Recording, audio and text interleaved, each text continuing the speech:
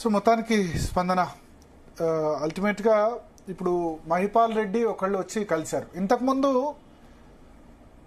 బండ్ల Krishnamohan Reddy Gadwal MLA ఆయన కేటీఆర్ని కలిశారు. సేమ్ అదే ఛాంబర్లో కేసీఆర్ ఏదైతే ప్రతిపక్ష నేత కేటాయించిన ఛాంబర్లో లోపల సభకు సంబంధించిన ఇన్నర్ లాబీ లోపల అంటే టీఆర్ఎస్ ఎల్పీ బయట ఉంటుంది. కేసీఆర్ కోసం ప్రత్యేకంగా ఒక రూమ్ ఇచ్చారు. అదే రూమ్ లో కేటీఆర్ ని కలిశారు బండ్ల కృష్ణమోహన్ రెడ్డి. ఎప్పుడు కాంగ్రెస్ లో జాయిన్ అయిన 10-15 రోజుల తర్వాత. అప్పుడు ఏమనుకున్నారంటే అంతా మళ్ళీ వచ్చేస్తాడేమో బండ్ల కృష్ణమోహన్ రెడ్డి వాపస్ అని మనమే వార్తలు ఇచ్చాం. కానీ బండ్ల కృష్ణమోహన్ రెడ్డి ఇక్కడ కేటీఆర్ ని కలిసి అక్కడ రేవంత్ రెడ్డితో బేరం కుదుర్చుకున్నాడు. ఏంది నాకు అక్కడ గద్వాల్లో సరితా తిరుపతయ్య నన్ను డిస్టర్బ్ చేస్తుంది, నన్ను పని చేసుకొని ఇవ్వట్లేదు అనగానే మళ్ళీ మంత్రి జూపల్లి కృష్ణారావు ఇతర మహబూబ్నగర్ నేతలందరూ వెళ్లి ఆయన కాంప్రమైజ్ చేసి బండ్ల కృష్ణమోహన్ రెడ్డిని ఇప్పటి నుంచి నీదే నడుస్తుంది అంటే ఈ ఎమ్మెల్యేలు అంతా కూడా ఎందుకు పార్టీ ఫిరాయింగ్ చేస్తున్నారంటే ఒకటి ఓపెన్ గా చెప్పాలంటే ప్రతి ఎమ్మెల్యే తన కాన్స్టిట్యున్సీలో భూ కబ్జాలు చేస్తున్నారు. భూ కబ్జాలు ఇప్పుడు మెయిన్ రెవెన్యూ. ఇంతకుముందు కరప్షన్ అంటే ఏదైనా ఉద్యోగాలు ఇప్పించుకోవడమో లేదా ప్రజల దగ్గర డబ్బులు తీసుకునేది. ఉద్యోగాల గురించనో దాని గురించనో దీని గురించనో డబ్బులు తీసుకునేది. ఇప్పుడు కరప్షన్ వేరే విధంగా చేస్తున్నారు. ఎస్, పబ్లిక్ ఏమనుకుంటారు, నా దగ్గర డబ్బులు తీసుకోవట్లేదు కదా, గవర్నమెంట్ భూమే కదా పోయేది అనుకుంటారు. కానీ గవర్నమెంట్ భూములు నియోజకవర్గంలో మాయమైతే రేపు హాస్టల్స్ పెట్టరాదు, ప్రభుత్వానికి సంబంధించి ఏది పెట్టరాదు కదా. ప్రభుత్వ భూములు కబ్జా చేయడం, పార్కులు కబ్జా చేయడం, దీన్ని కాపాడుకునేందుకోసం ఈ పార్టీలో జాయిన్ కావడం. ఎవరు అధికారులు ఉంటే వాళ్ళు. కాంగ్రెస్ అనే కాదు, ఇంతకుముందు బీఆర్ఎస్ లో జాయిన్ అయిన ఎమ్మెల్యేలు అంతే. డబ్బులు, భూ కబ్జాలు, తర్వాత వాళ్ళేంది ఆ ఎమ్మెల్యేలది నడవాలి. డెవలప్మెంట్ అంటారు. ఎవరు డెవలప్మెంట్? వీళ్ళ కాన్స్టిట్యున్సీ డెవలప్మెంట్ కాదు. మీరు పార్టీ ఫిరాయించిన ఎమ్మెల్యే ఏ ఎమ్మెల్యే డెవలప్ చేసుకున్నాడు చెప్పండి? వాళ్ళ ఆస్తుల డెవలప్మెంట్. ఆ ఫిరాయించిన ఎమ్మెల్యేల ఆస్తుల డెవలప్మెంట్ అంటా నేను, కాన్స్టిట్యున్సీ డెవలప్మెంట్ కాదు. నేను అభివృద్ధి గురించి చేరాను పార్టీలో, అది ఇద్దరికి వర్తిస్తుంది. అభివృద్ధి కోసం కాంగ్రెస్ నుంచి బీఆర్ఎస్ లోకి ఫిరాయించిన ఎమ్మెల్యేలకు ఇదే వర్తిస్తుంది. పార్టీ మారిన ఎమ్మెల్యేలు కూడా తెగ టెన్షన్ పడుతున్నట్లున్నారు కదా. ఒకవేళ వీళ్ళపై అనర్హత వేటు పడితే పరిస్థితి ఏంటి? అసలు పరిస్థితి ఏముంది, బై ఎలక్షన్ వస్తుంది అంతే కదా. రాలేదు ఇప్పటి వరకు, రావాలి, అట్లా రావాలి. ఇప్పుడు కేసీఆర్ నిజానికి 2000 సంవత్సరంలో మరి కేసీఆర్ ఇప్పుడు ఎంతమంది ఎమ్మెల్యేలు చేర్చుకున్నాడు.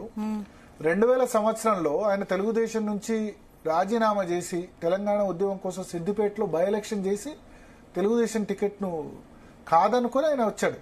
కేసీఆర్ అది ఫాలో కాలే కదా. తెలుగుదేశంలో ఉంటూనే తెలంగాణ రాష్ట్ర సమితి అని ఉద్యమం స్టార్ట్ చేయలే కదా. అదే ఆదర్శంగా కేసీఆర్ నిలిస్తే బాగుండేది. ఆయన ఇప్పుడు 2014లో పార్టీ ఫిరాయింపులు సరే 64 మంది ఉన్నారు అనుకుందాం. ఏదో ఆయన గవర్నమెంట్ అప్పుడు డీస్టెబిలైజ్ చేసే ప్రయత్నం చేశారు చంద్రబాబు నాయుడు, ఓటుకు నోటు కేసు ఇవన్నీ అనుకున్నారు. ఫస్ట్ టర్మ్ లో పెద్దగా ఎవరు ఆబ్జెక్ట్ చేయలేదు. కానీ సెకండ్ టర్మ్ లో నీకు 88-89 మంది ఎమ్మెల్యేలు వచ్చిన తర్వాత కూడా నువ్వు అభివృద్ధి పేరుతో 12 మంది ఎమ్మెల్యేలు విలీనం చేసుకోవడం ఏంది? ఇప్పుడు నీకు తగిలింది అదే దెబ్బ. ఇక్కడ ఎవరిని ఇప్పుడు ఇక్కడ కేసీఆర్ తప్పనిలేం, మళ్ళీ రేవంత్ రెడ్డి తప్పనిలేం. రేవంత్ రెడ్డి కూడా మరి అప్పుడు తిట్టాడు కదా, పార్టీ మారిన ఎమ్మెల్యేలు వేస్ట్, చాలా చాలా దారుణమైన భాష అన్నాడు. మళ్ళీ ఇక్కడికి వచ్చేసి ఆ ఎమ్మెల్యేలు తీసుకుంటాడు. ఆయన చెప్పేది ఏంది, నా గవర్నమెంట్ డీస్టెబిలైజ్ చేస్తున్నారు కాబట్టి పొలిటికల్ డిసిజన్ నేను తీసుకున్నా అని చెప్పి. సో అల్టిమేట్ గా ఇక్కడ పోయిన ఎమ్మెల్యేలని ఫస్ట్ ఈ ఫిరాయింపులు ఆగాలంటే ముందుగా బై ఎలక్షన్స్ కనుక వస్తే నేను ప్రజలకు పిలుపునిస్తున్నా జీ తెలుగు న్యూస్ తరఫున, ఈ పార్టీ ఫిరాయించిన వాళ్ళని చిత్తుగా ఉడగొట్టండి, డిపాజిట్ రాకుండా చేయండి. మీరు అనుకుంటారు పార్టీ ఫిరాయింపు ఇది డెవలప్మెంట్ గురించి కాదు, కాన్స్టిట్యున్సీ డెవలప్మెంట్. ఒకవైపేమో కోర్టు అనర్హత ఇష్యూ, మరోవైపేమో కాంగ్రెస్ లో ఇంపార్టెన్స్ దక్కట్లేదని మళ్ళీ బీఆర్ అదే చెప్తున్నా. ఇది అంతా బేరసారాలు. గూడెం మైపాల్ రెడ్డి ఏంది, కాటా శ్రీనివాస్ గౌడ్ తో అక్కడ సమస్య వస్తుంది కాబట్టి ఇక్కడ పోయి కేసీఆర్ కలిస్తే పోకు. ఎందుకంటే ఇప్పుడు ఒక్క ఎమ్మెల్యే జంప్ అయితే మిగతా ఎమ్మెల్యేలు కూడా మళ్ళీ రివర్స్ వచ్చే అవకాశం. ఆల్రెడీ వాళ్ళు సిగ్నల్స్ వదులుతున్నారు. దానం నాగేందర్ సిగ్నల్ వదిలాడు. ఫార్ములా 1 కేసులో కేటీఆర్ది తప్పేం లేదు, కేసీఆర్ జెంటిల్మెన్, కేసీఆర్ గురించి పాజిటివ్ కామెంట్ చేశారు. ఎందుకు? ఫస్ట్ వేటు పడేది దానం నాగేందర్ మీద. ఎందుకంటే మిగతా వాళ్ళ మీద వేటు పడుతుందో లేదో గానీ దానం నాగేందర్ ప్రూవ్డ్. ఆయన బీఆర్ఎస్ టికెట్ గెలిచి కాంగ్రెస్ బీఫామ్ తరఫున పోటీ చేశాడు. కాంగ్రెస్ బీఫామ్ తో పార్లమెంట్ ఎన్నికలు పోటీ చేశాడు. సో ఖైరతాబాద్ బై ఎలక్షన్ ఖాయం, మిగతా చోట్ల బై ఎలక్షన్ వచ్చినా రాకుండా. స్పీకర్ కూడా ఆయన మీద అనర్హత వేటేయకుంటే రేపు హైకోర్టు సుప్రీంకోర్టు చెప్తుంది. అంత క్లియర్ గా ఆయన ఖైరతాబాద్ లో పార్టీ ఫిరాయించి వేరే పార్టీ తరపున పోటీ చేసిన తర్వాత ఇంకా ఫిరాయించకపోవడం ఏంటని అంటది. అందుకని అక్కడ పోయినసారి నేను చెప్పినట్టు కేటీఆర్ కలిసి బండ్ల కృష్ణమోహన్ రెడ్డి సెటిల్ చేసుకున్నాడు. ఇప్పుడు ఏంది నియోజకవర్గంలో గద్వాల నియోజకవర్గంలో బండ్ల కృష్ణమోహన్ రెడ్డి పోలీసు విషయంలో ఏది చెప్తే అదే అధికారం. ఇంతకుముందు ఏంది సరితా తిరుపతి కాన్స్టిట్యున్సీలో ప్రోగ్రామ్ లో పాల్గొనివ్వలేదు కార్యకర్తల్ని. ఇప్పుడు పోలీసులు ఆయన ట్రాన్స్ఫర్ ఆయనకు అనుగుణంగా చేసుకున్నారు. ఎంఆర్ఓలు వీళ్ళంతా ఎమ్మెల్యేలు అంతా ఎందుకు పోతున్నారంటే గవర్నమెంట్ మిషనరీ ప్రభుత్వ యంత్రాంగం మొత్తం ఆ చేతిలో ఉండాలి. ఇప్పుడు ఈ సిస్టమ్ మారాలంటే అధికార యంత్రాంగం సిస్టమ్ దీన్ని మారాలంటే పార్టీ ఫిరాయింపులు మారాలంటే ఫస్ట్ చేయాల్సిందంటే ఎవడు అధికారంలో ఉంటే వాళ్ళకే ప్రభుత్వ అధికారులు మాట వింటారు, పోలీసులు మాట వింటారు. అదొక హక్కు, రాజ్యాంగ హక్కు అయిపోయింది. మీరు ఆంధ్రప్రదేశ్ లో కూడా చూడండి, వైసీపీ ఎమ్మెల్యే మాటలు వింటున్నారు. వైసీపీ ఎమ్మెల్యే ఏంది, టీడీపీ ఎమ్మెల్యే ఏంది, ఇక్కడ కాంగ్రెస్ ఎమ్మెల్యే ఏంది, బీఆర్ఎస్ ఎమ్మెల్యే ఏంది. ఎమ్మెల్యే కదా, టీఆర్ఎస్ ఎమ్మెల్యే ఉన్నప్పుడు ప్రోటోకాల్ అక్కడ ఇవ్వాలి. రేపు ఈ పార్టీలో జరగచ్చు, ఎల్లుండి ఆ పార్టీలో జరగచ్చు. అందుకనే నేనేం చెప్తున్నా, ప్రజలు ఇక్కడ యాక్టివ్ గా చేయాల్సింది. ప్రజలు చిత్తుగా ఉడగొట్టాలి. అంటే ఇది చాలా ఇంపార్టెంట్ ఇష్యూ. ప్రజలు చిత్తుగా ఉడగొట్టాలి.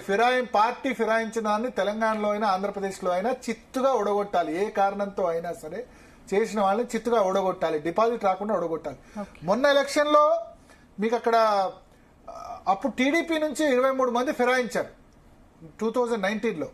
ఆంధ్రప్రదేశ్ ప్రజలు 2014 నుంచి 19 మధ్య 23 మంది ఎమ్మెల్యేలు వైసీపీ నుంచి టీడీపీకి ఫిరాయిస్తే ఆ 23 మందిలో ఒక్కళ్ళని కూడా గెలవనివ్వలేదు. సేమ్ ఇప్పుడు తెలంగాణలో కూడా మొన్న జిహెచ్ఎంసీ పరిధిలో మాత్రం గెలిచారు ఫిరాయింపు ఎమ్మెల్యేలు. మొన్న జిహెచ్ఎంసీ పరిధిలో సబితా ఇందారెడ్డి గాని సుధీర్ రెడ్డి గాని వాళ్ళు గెలిచారు. మిగతా చోట్ల మిగతా వాళ్ళు ఓడిపోయారు ఫిరాయింపు ఎమ్మెల్యే. ఎందుకంటే జిహెచ్ఎంసీలో కొంచెం టీఆర్ఎస్ హవా ఉంది కాబట్టి.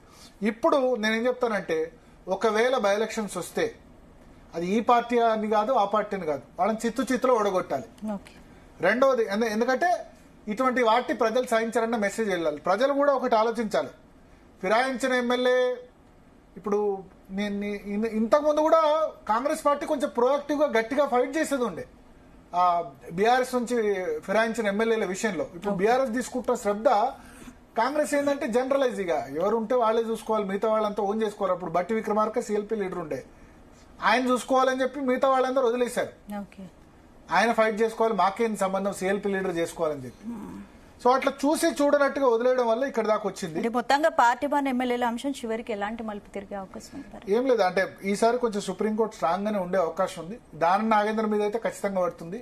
మిగతా వాళ్ళ మీద అయినా స్పీకర్ ఖచ్చితంగా టైం ఫ్రేమ్ ఇవ్వాలి, 3 నెలలు 6 నెలలు పడ్డ తర్వాత చేయాలి. అందుకనే వాళ్ళు అటు ఇటు చూస్తున్నారు. ఇప్పుడు మైపాల్ రెడ్డి ఏంది, కేసీఆర్ మళ్ళీ వచ్చి తీసుకుంటా అప్పుడు బీఆర్ఎస్ ఏం చేయాలంటే ఈయన పార్టీ ఫిరాయించలేదని వీళ్ళు వాపసు తీసుకోవాలి.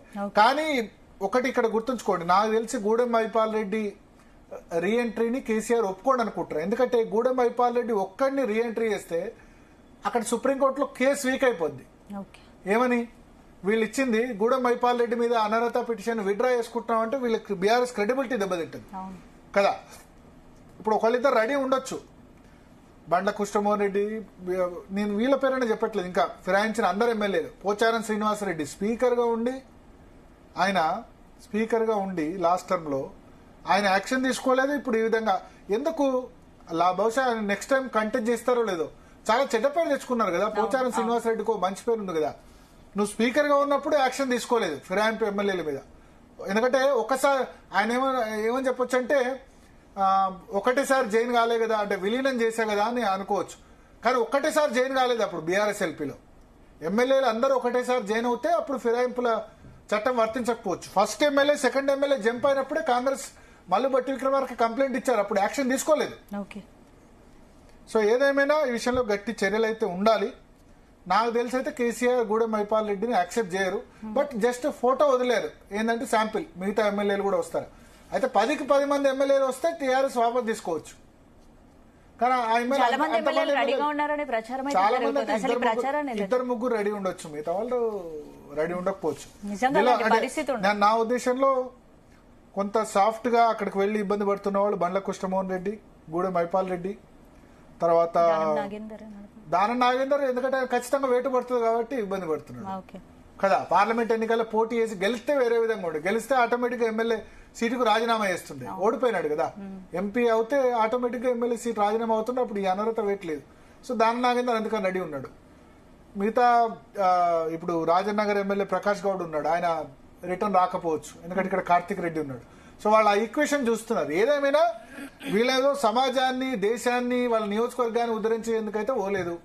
వాళ్ళు ఏవైతే భూములు కబ్జా చేశారో ఆ కబ్జాల్ని కాపాడుకునేందుకు, ఓకే, వాళ్ళ ఆస్తులు పెంపొందించుకునేందుకు, నియోజకవర్గ అభివృద్ధి కాకుండా వాళ్ళ అభివృద్ధి అయ్యేందుకు పోయినారు. ఇటువంటి వాళ్ళ మీద తెలంగాణ సమాజం లేకపోతే ఆంధ్రప్రదేశ్ లో రేపు ఇట్లా ఫిరాయించిన వాళ్ళ మీద సింపతి చూపాల్సిన అవసరం లేదు. జీ తెలుగు న్యూస్ మనం ఫిరాయింపులకు పార్టీ యాజ్ ఎ ఛానల్ మనం దీన్ని ఎంకరేజ్ చేయాల్సిన అవసరం లేదు.